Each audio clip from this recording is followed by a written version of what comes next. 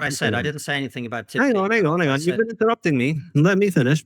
Then there was the story of we're getting stuck on points where I think it's important to zoom We're in. getting stuck because you won't let me finish and get to the point that you're making. So you're moving on to the other one.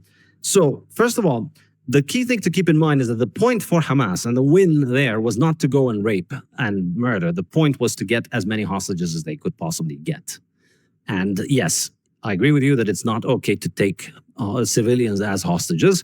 However, I don't see you objecting to the 9,000 Palestinian civilians that are in Israeli jails. And I don't see you... I object to anyone who is innocent of crimes, which many of those people you're talking about are not. Many of them stabbed people, killed people. And yet thousands of them haven't been put on trial. They're on administrative detention. Hold on. Sorry, this time I wasn't finished. However, I am in favor of the rule of law and due process, and those people should be given due process. And to the extent that they're innocent of any crimes, they, of course, should be immediately released. So you don't hear me object to it because you haven't asked me if I object to it. I object to people being deprived of their liberties. Yes, but I've seen your Twitter, and you obviously never get outraged about anything Israel does. You only get outraged about the things that you're told the Palestinians are doing. Now, to get back to the point, hang on, let me finish. So there was the whole 40 burned babies, which is another one of these. Is that something I've tweeted about? I don't know. You've tweeted about a lot of things. No, but it isn't. The point is, so let's not talk about that. The point is, there was a whole bunch of atrocity propaganda that was being given out to media that formed this crazy reaction where people's minds, Hamas is just this incredible, indescribable evil, and Israel's government and its military are just these. No, hold on. Well, the reality of the matter. Let's talk about the. Let's talk about the point that I'm trying to get to. Hold on a second. Hold on a second. If you want me on your podcast to debunk the things that you believe the mainstream media have got wrong about this conflict, you don't need me here for that, right? You can just do that yourself. But if you want to talk to me, let's talk only about the things that you and I have said. I've never said anything about burnt babies. I disagree with you about the idea that there were 0 rapes on October 7th. And I also disagree with the insinuation that you appear to be making that Hamas are not evil and barbaric. They clearly are. They're murdering terrorists who slaughtered 1,000 people plus, who wounded up to about 7,000 people, who deliberately targeted civilians, who deliberately took civilians hostage. So let's talk about, if you want to talk with me, I'm delighted that we're having this conversation, but let's talk about the things that I'm saying and the things that you're saying instead of the things that other people have said, okay? Yes, and I'm letting you finish every single time you're interrupting me, but I'd like to be able to finish once. Well, the reason is I keep addressing your point and you keep bringing things in from the outside that I haven't said. That's the difference.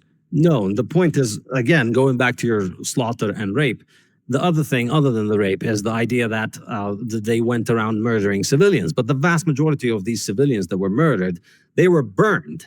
Now, a bunch of fighters who are carrying a bunch of guns and are trying to get as many hostages as they can and get back, don't have the time to sit and tie people up and burn them down. It's not easy to burn people in a house if you've got a gun on you.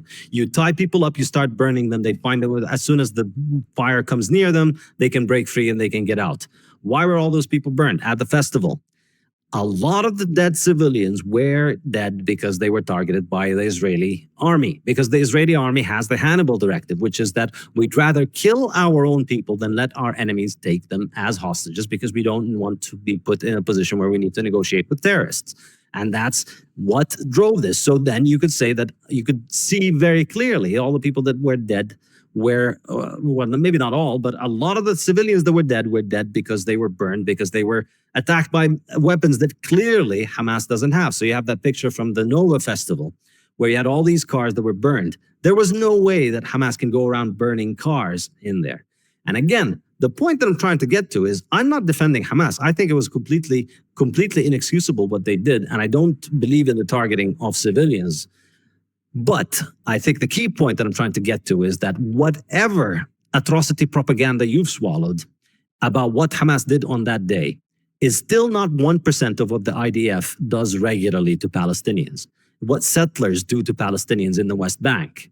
And that's the thing that you ignore. That's the thing that's been going on for 80 years. And of course, when I bring up the past, when you talk about what the Israelis did in 1947 and 1948, you'll say, well, this is too old and it was too far away.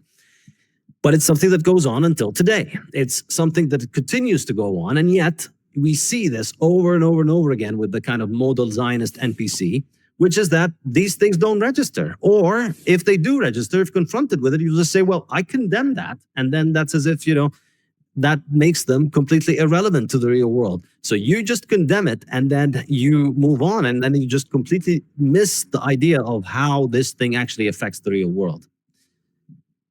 Okay. What would you like me to address in terms of that?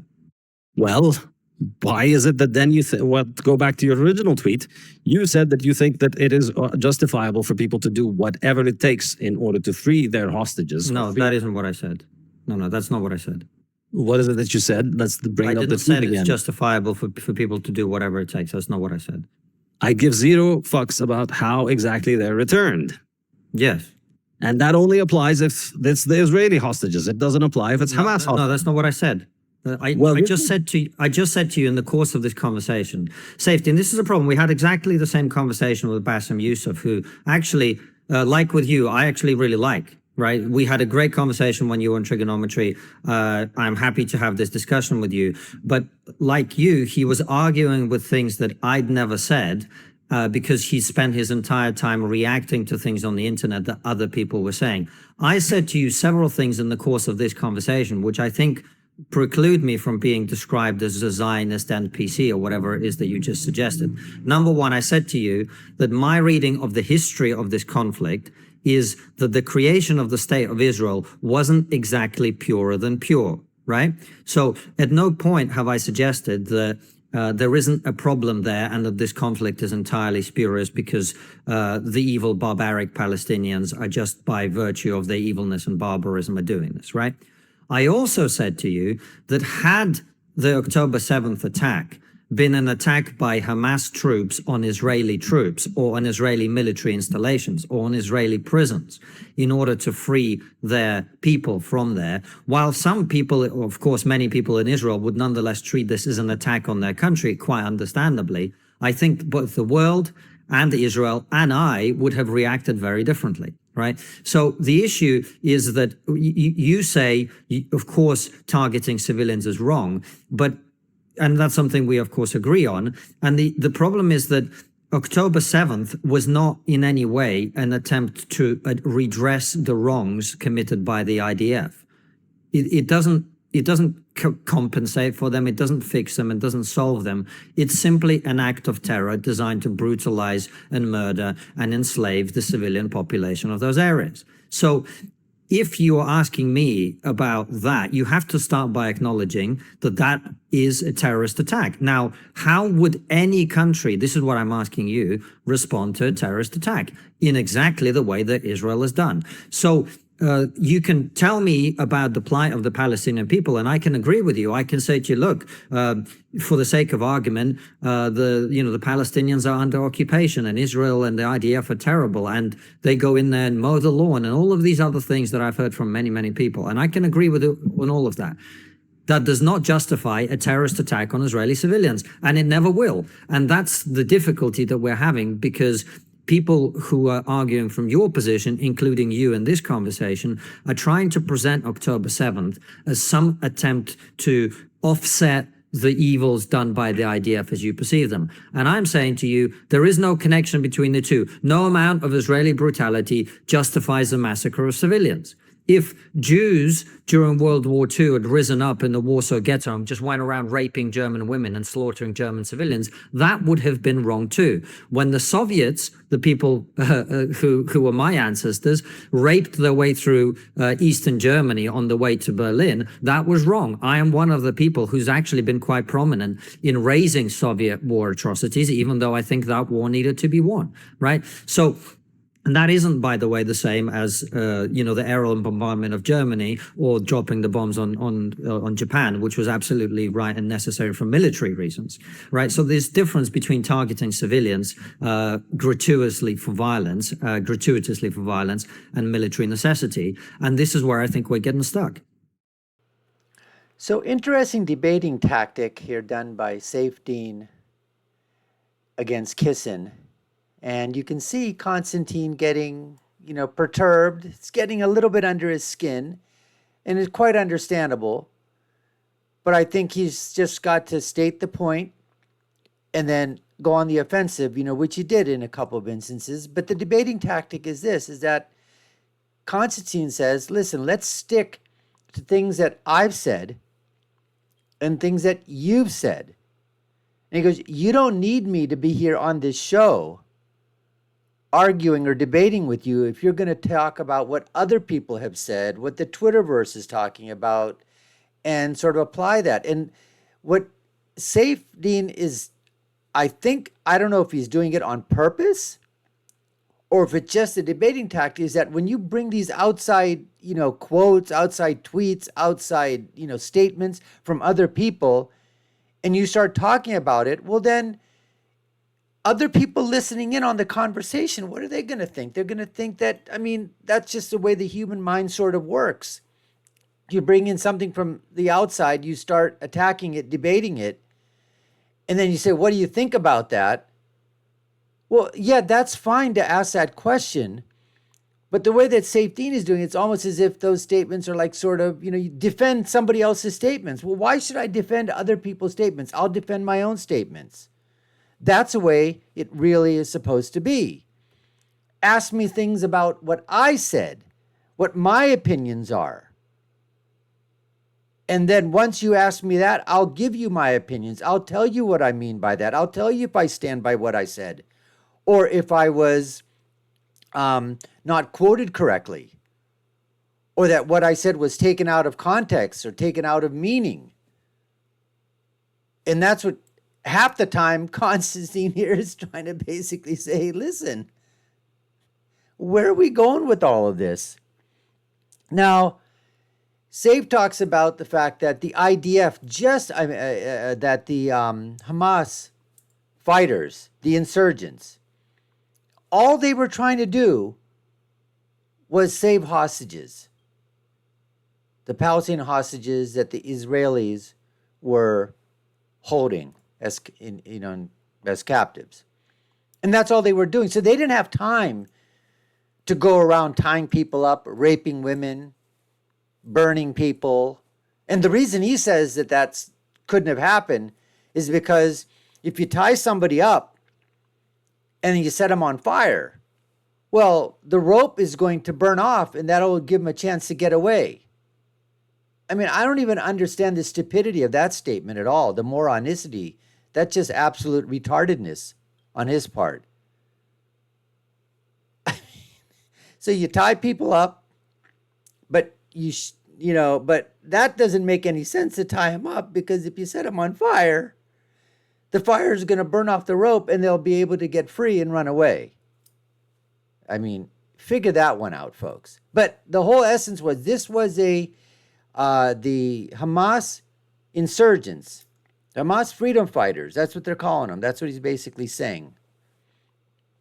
Their whole purpose was not to kill innocent civilians and children and women and men at a concert, attack a municipality or a township. No. Their whole job, gliding in, was to, why didn't they attack the IDF facilities? Why didn't they attack the place where they think that the jail cells, the army barracks, or wherever they're holding these political prisoners? And as Saif said, there's and Konstantin answered the question. He said, listen, I'm for due process. If you've got prisoners inside there, absolutely. But did you ask me? No, you just basically said, hey, you don't care about due process. I never see you on Twitter talking about it. So obviously, if I don't see you talking about it, then you're for it. That's just unbelievable. And then they're talking about, condemning. I don't think I heard Konstantin really ask him point blank, did you condemn the atrocities committed by the Hamas terrorists? You'd basically call it insurgents or freedom fighters. Saif does, a little bit to his credit, he does say that he does not, he doesn't, in terms of attacking civilians, he said that's absolutely wrong, should never be done. But then he's basically saying that's not what they did. He's saying that it was the IDF soldiers themselves, because of some type of a policy that the Israeli government has, that if they think that some of their own citizens are going to be captured, it's better to kill them rather than be captured and held captive as a bargaining tool? I mean, I've never heard this, folks. I just think it's so preposterous. I mean, I've never heard this being, said by the Prime Minister of Israel or any people within the Israeli government or an Israeli journalists talk about this. I mean, if somebody could, I'm going to check in on this already, but it just seems that, so somebody's taking somebody away, so you're going to shoot and kill that person. Well, if you can shoot and kill that person who's being taken away, and you have the ability to do that, why don't you have the ability to shoot or kill the terrorist that is taking that hostage, away? That just doesn't even make any sense. But that's sort of, where we're at in this. Anyways, we appreciate you taking the time to watch. You've been watching the Dr. Nasir Shaikh Show. I've been your host. My name is Dr. Nasir. If you've done so already, subscribe to the channel, like, share, and follow. You all know what to do. Take a look at our other video links above and below. We also have chopped up this discussion, this, YouTube interview, discussion, whatever you call it, between Konstantin and Shaikh, and chopped it up into small little pieces. So take a look at our links for those. My final thought is always, when you're right, you're right, and when you're left, you're wrong. Until next time, folks, take care and stay safe.